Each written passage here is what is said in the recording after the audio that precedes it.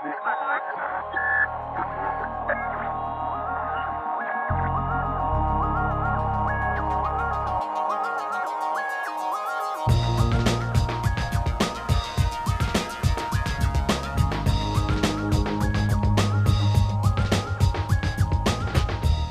and welcome to the fifth of 6 short films in which we explore the topic of freelancing.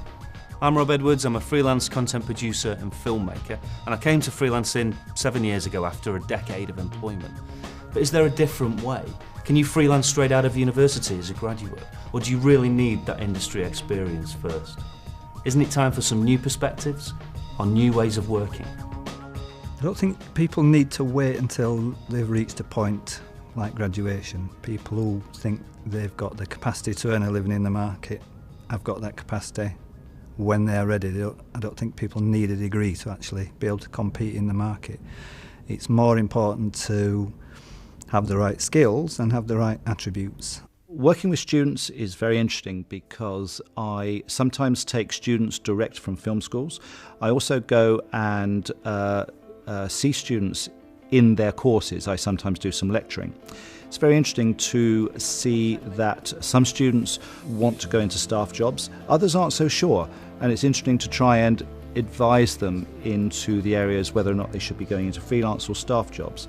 And in this particular industry, most of the jobs are freelance to base. So although they are taught the skills of camera work and editing and directing, they're not often taught the skills that they would need to run their own businesses or to be freelance.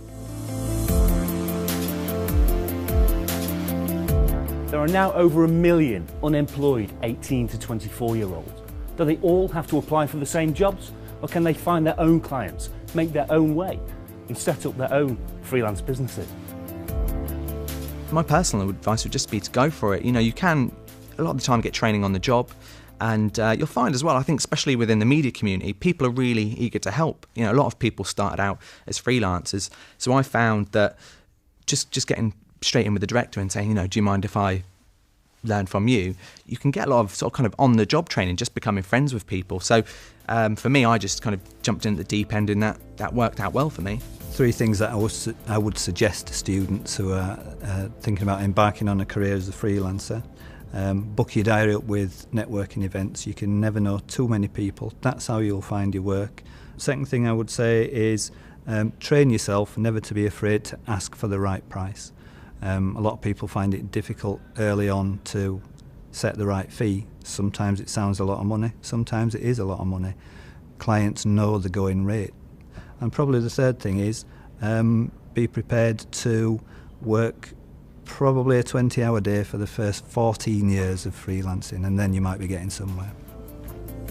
My top 3 tips for someone leaving university or film school and going straight into the freelance community would be 1, get advice from a bank manager on how to run a business.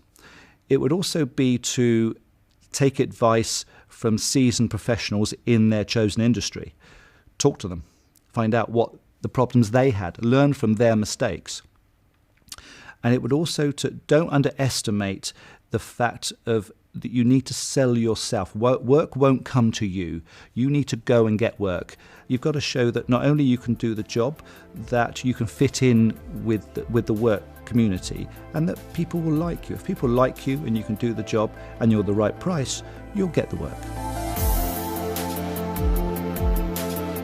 So freelancing can be for all. It's not something that you have to come to later on in life. With the correct mix of skills, motivation and entrepreneurial spirit, you can build a freelance career at any time. Join us next time on National Freelancers Day, when we summarise all the findings from this series into one final film. We hope to see you there on the 21st of November. We've explored many different aspects of freelancing, but we're not finished yet. Check out our 6th film for some new tips, new insights and some take-home messages. For more information on the other films in this series, log on to www.7daysinjune.com.